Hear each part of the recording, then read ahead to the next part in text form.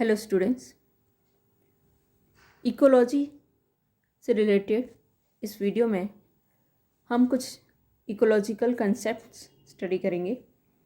पहले देखते हैं हम इकोलॉजिकल स्पीशीज़ क्या होती है।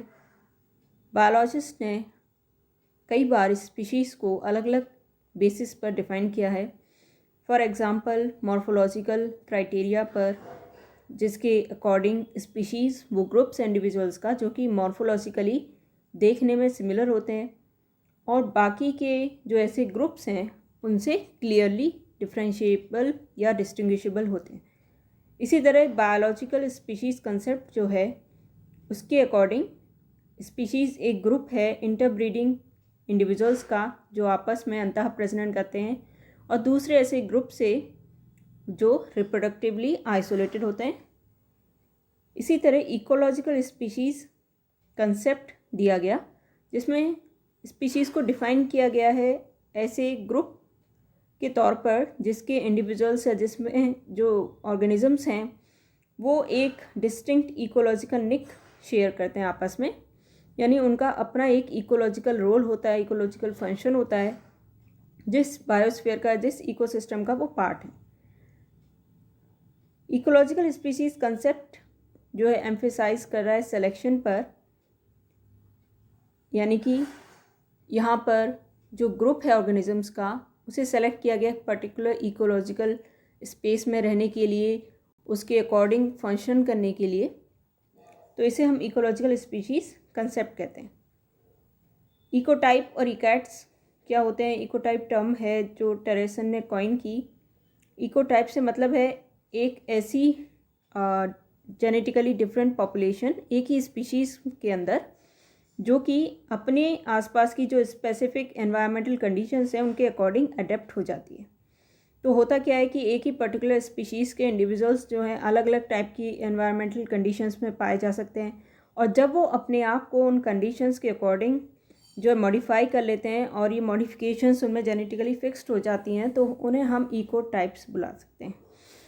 इकोटाइप्स में मेन चीज़ ये है कि अडेप्टेशंस जो उन्होंने की हैं इंडिविजुअल्स ने जो एक ही स्पीशीज़ को बिलोंग कर रहे थे, लेकिन हो सकता है कि वो अलग अलग डिफरेंट कंडीशंस में रह रहे हैं एनवायरनमेंट की, इस वजह से उनमें जो अडेप्टेशंस हैं वो डिफरेंट हैं और वो जो अडेप्टेशंस है मेन इम्पॉर्टेंट बात यह है कि वो इरिवर्सिबल हैं क्योंकि वो जेनेटिकली फिक्स हो चुकी हैं। तो इकोटाइप एक जेनेटिकली अडेप्टेड लोकल पॉपुलेशन है और एक स्पीशीज़ में एक से अधिक इकोटाइप्स पाए जा सकते हैं। फॉर एग्जांपल के लिए हो सकता है कि एक ही स्पीशीज़ के मेंबर्स जो हैं कम टेम्परेचर वाले रीजन में पाए जा रहे हों और कुछ मेंबर्स उसके हाई टेम्परेचर वाले हिस्से में पाए जा रहे हों, तो दोनों में जो अडेप्टेशंस होंगी वो डिफरेंट देखने को मिलेंगी। तो ये जो चेंजेस या अडेप्टेशंस होती हैं वो जनरली मॉर्फोलॉजिकल होती हैं, यानी अपनी मॉर्फोलॉजी में वो कोई चेंज लेके आएंगे अडेप्ट होने के लिए, या फिजियोलॉजी में वो और कोई चेंज लेके आएंगे। लेकिन ये चेंजेस जब जेनेटिकली फिक्स्ड हो जाते हैं तो उन्हें इकोटाइप्स बुलाया जाता है। हालांकि इकोटाइप्स एक दूसरे से इतने डिफरेंट नहीं हुए हैं कि वो नई स्पीशीज़ बना ले, इसलिए एक स्पीशीज़ में जो डिफरेंट इकोटाइप्स पाए जा रहे हैं वो आपस में आसानी से रिप्रोड्यूस कर सकते हैं। तो इकोटाइप्स को क्लासीफाई और ग्रुप भी किया जा सकता है साथ में। अगर मान लीजिए एक ही स्पीशीज़ के सभी इकोटाइप्स को ग्रुप किया जाता है साथ में, तो उन्हें हम जो है इको स्पीशीज़ नाम दे सकते हैं। तो इको स्पीशीज़ जो हैं सभी इंटरफर्टाइल हैं क्योंकि वो सेम स्पीशीज़ को बिलोंग कर रही हैं। इकार्ड्स जो हैं उन्हें इकोफीन्स भी बुलाया जाता है। इकार्ड या इकोफीन्स जो होते हैं एक्चुअली केवल वेजिटेटिव कैरेक्टर्स में ही डिफ़र करते हैं। ये जनरली प्लांट स्पीशीज़ में पाए जाते हैं और जो साइज, शेप या नंबर ऑफ़ लीव्स होती है ऐसे कैरेक्टर्स में एक दूसरे से थोड़ा डिफ़र करते हैं। सेम स्पीशीज़ को ये बिलोंग करते हैं, सेम जेनेटिक स्टॉक को बिलोंग करते हैं, लेकिन केवल इनमें कुछ डिफरेंसेस पाए जा सकते हैं। फॉर एग्जांपल जैसे मैंने बताया कि लीव्स के साइज, शेप या नंबर में थोड़ा डिफरेंट पाया जा रहा हो। ये जो वेरिएशंस होते हैं, यहाँ ध्यान देने वाली बात है कि इकोटाइप्स में जो एडेप्टेशंस थे वो परमानेंट थे, जेनेटिकली फिक्स्ड हो जाते हैं, लेकिन इकार्ड्स में जो वेरिएशंस देखने को मिल रहे हैं वो एनवायरनमेंट के द्वारा इंड्यूस किए गए, एनवायरनमेंट डिफरेंट एनवायरनमेंट में पाए जाने के कारण मिल रहे हैं। तो ये जो है टेम्पररी या रिवर्सिबल होते हैं, यानी अगर आप उसका हैबिटेट चेंज कर दें तो एक इकार्ड जो है वो उस अपने हैबिटेट, अब जो उसका नया हैबिटेट है उसके अकॉर्डिंग उसी हैबिटेट में पाए जाने वाले दूसरे इकार्ड के जैसा बन सकता है। तो अगर हम दो डिफरेंट रीजन से इकार्ड्स लेके आएँ और एक सेम हैबिटेट में उनको प्लांट करें तो वो दोनों बिल्कुल समान हो जाएंगे पेरेंट्स में। तो ये जो है एक्चुअली फिनोटिपिक प्लास्टिसिटी का एग्जांपल है। यहाँ इकार्ड्स जो हैं अपने एनवायरनमेंट के अकॉर्डिंग अपने अंदर वेरिएशन लेके आ रहे हैं, लेकिन ये वेरिएशन केवल फिनोटिपिक वेरिएशन है, यानी केवल अपीयरेंस में वेरिएशन है। इसका जेनेटिक जीनोटाइप से कुछ लेना देना नहीं है, जीनोटाइप चेंज यहाँ पर नहीं हो रहा है। तो इस तरह इकार्ड्स फिनोटिपिक प्लास्टिसिटी का एग्जांपल है। इसके बाद देखते हैं नेक्स्ट कंसेप्ट है कैरेक्टर डिस्प्लेसमेंट का।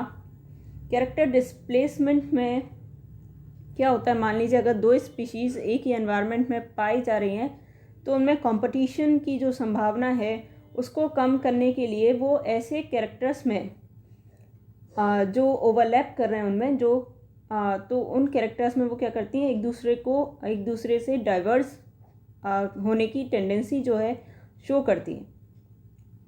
तो कॉम्पिटिटर स्पीशीज़ जो होगी वो जनरली जिस दूसरी स्पीशीज़ जिसके साथ वो कंपटीशन शो कर रही है तो उसके अंदर वो कैरेक्टर डिस्प्लेसमेंट को इंड्यूस कर सकती है। फॉर एग्जांपल जॉज और बीक्स में ये जनरली देखने को मिलता है।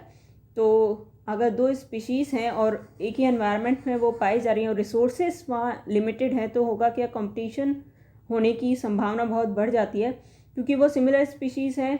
तो ऐसे में वो क्या करती हैं, कॉम्पिटिटिव एक्सक्लूजन से बचने के लिए, यानी जिसमें क्या होता है कि सुपीरियर कॉम्पिटिटर जो है वो केवल सर्वाइव करे और इन्फीरियर वाला बिल्कुल ही एक्सटिंक्ट हो जाए, उस पॉसिबिलिटी को से बचने के लिए वो ऑल्टरनेटिवली क्या करती हैं कि अपने अंदर जो जैसे कि जॉज या बीक जिनमें डाइवर्जेंस लाके, जिनमें डिफरेंस लाके वो थोड़ा सा अपना नया निक जो है फॉर्म कर सकती हैं, वो काम ये करती हैं। तो ऐसे कैरेक्टर्स में जो ओवरलैप कर रहे हैं उनमें वो डाइवर्जेंस शो करते हैं। तो इससे क्या होता है कि एक स्पीशीज़ में वो कैरेक्टर जो है डिस्प्लेस हो जाता है, जिससे कि कंपटीशन रिड्यूस होता है और वो साथ में कोएग्जिस्ट कर सकती हैं। तो ये जो कैरेक्टर डिस्प्लेसमेंट है ये तभी देखने को मिलेगा जब दो स्पीशीज़, सिमिलर स्पीशीज़ ऐसे रीजन में रह रही हो जहाँ पे वो एक दूसरे को ओवरलैप कर रही हैं, यानी जहाँ पे उनके जो रेंजेस हैं वो एक दूसरे को ओवरलैप कर रहे हो।